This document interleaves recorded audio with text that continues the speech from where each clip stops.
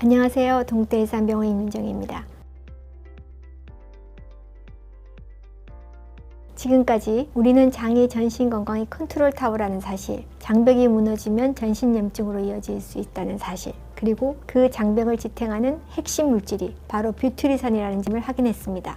그렇다면 이제 가장 중요한 질문이 남았습니다. 우리는 일상에서 무엇을 어떻게 해야 할까요? 많은 분들은 장 건강을 위해 유산균을 매일 챙겨 드십니다. 하지만 유산균을 먹었는데도 별다른 변화를 못 느끼겠다, 그런 얘기를 자주 듣습니다. 그 이유를 저는 이렇게 설명해 드리고 싶습니다.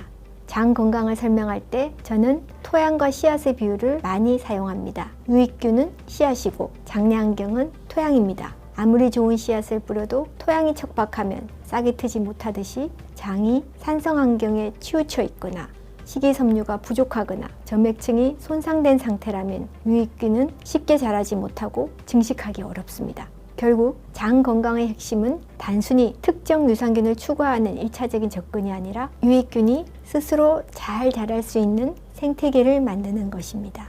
이것이 바로 장 건강의 선순환 구조입니다.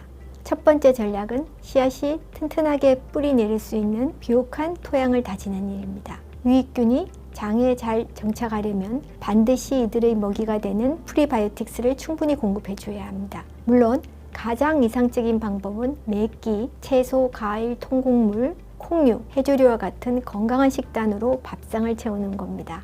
최근 세계적인 학술지인 셀프레스에서 발행한 셀 학술지에 발표된 스탠포드 대학 연구에 따르면 고식이섬유 식단과 발효식품을 함께 섭취한 그룹에서 장내 미생물 다양성이 증가하고 염증 표지자 수치가 감소하는 결과를 보고했습니다. 하지만 바쁜 일상을 살아가는 현대인들에게 매번 이렇게 완벽한 식단을 유지하기란 결코 쉽지 않습니다.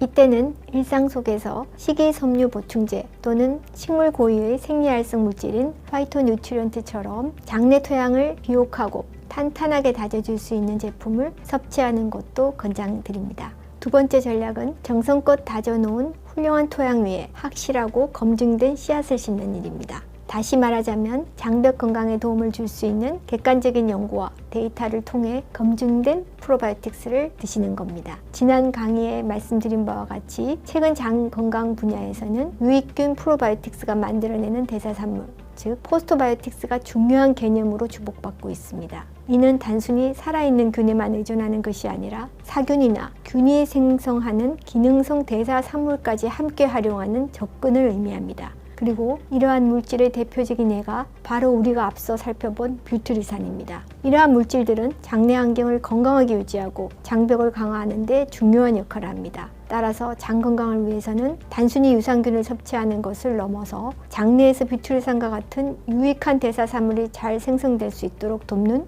균주를 섭취하는 것이 중요합니다. 이러한 균주들은 장벽 기능을 강화하고 면역 기능을 조절하는 데 도움을 줄 수 있습니다. 나아가 장이 전신 건강의 컨트롤 타워로서 역할을 할 수 있도록 합니다. 다시 한번 말씀드리면 장내에서 뷰트리산 생성 환경을 잘 만들어주는 유산균을 섭취하는 것이 장벽 건강을 지키는 핵심 전략입니다. 이를 통해 장은 단순한 소화기관을 넘어 우리 몸 전신 건강을 조절하는 컨트롤 타워로서 기능을 건강하게 유지할 수 있습니다. 마지막으로 강조하고 싶은 것은 건강한 장내 환경은 하루아침에 만들어지지 않는다는 사실입니다. 많은 분들이 장 건강을 관리할 때 마법 같은 즉각적인 변화를 기대합니다. 그러나 우리 장내 미생물 생태계는 하루 이틀 제품을 섭취했다고 며칠 만에 바로 효과가 나타나고 유지되는 것이 절대 아닙니다. 최소 수주에서 수개월 이상 꾸준히 제품을 섭취하면서 무엇보다도 지속적인 생활습관 관리를 병행하는 것이 매우 중요합니다. 즉 장내 유익균이 잘 자랄 수 있도록 섬유질이 풍부한 신선한 음식을 꾸준히 드시고 스트레스를 잘 관리하면서 충분한 수면을 취하는 생활 습관이 중요합니다. 규칙적인 운동 역시 장의 연동 운동을 촉진하고 장내 미생물 다양성을 높이는 데 훌륭한 조력자가 됩니다. 관절에 무리가 가지 않는 범위 내에서 하루 30분 이상 가볍게 숨이 조금 찰 정도의 강도로 걷는 유산소 운동이나 스트레칭 등은 장 기능 개선에 매우 긍정적인 영향을 줄 수 있습니다. 이처럼 장 건강을 꾸준히 관리하는 분들은 단순히 소화가 편해지는 것을 넘어서 피로감도 줄고 피부 상태도 좋아지고 배변도 규칙적이고 그런 긍정적인 신체 변화를 함께 경험하는 경우가 많습니다. 물론 이런 변화가 모두 장 하나 때문이라고 단정할 수 없겠습니다만 최근 연구들에서 장내 환경이 전신염증, 면역, 대사질환 등 다양한 건강 상태와 깊이 연결되어 있다는 사실을 보여주고 있다는 점을 고려하면 장 건강에 신경을 써야 할 것으로 생각됩니다. 결론적으로 장 건강을 위한 전략은 생각보다 복잡하지 않습니다. 균형 잡힌 식단, 충분한 식이섬유, 파이토뉴트리언트, 유산균, 발효식품 많이 섭취하고 적절한 운동하고 충분한 수면, 즉 핵심은 건강한 삶, 나의 생활 패턴과 체질을 잘 이해하고 나에게 맞는 음식과 식단, 운동, 생활 습관을 오랫동안 즐겁게 유지하는 겁니다. 장이라는 기관은 매우 회복력이 뛰어나 올바른 환경만 제대로 조성해주면 스스로 무너진 균형을 되찾고 치유하는 놀라운 능력이 있습니다. 우리가 해야 할 일은 장 스스로가 회복할 수 있도록 묵묵히 좋은 환경을 만들어주는 겁니다.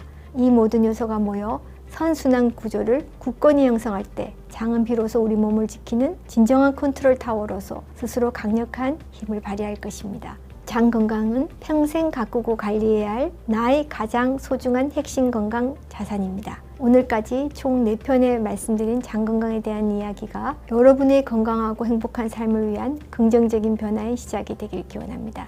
지금까지 동국대일산병원 임민정이었습니다. 감사합니다.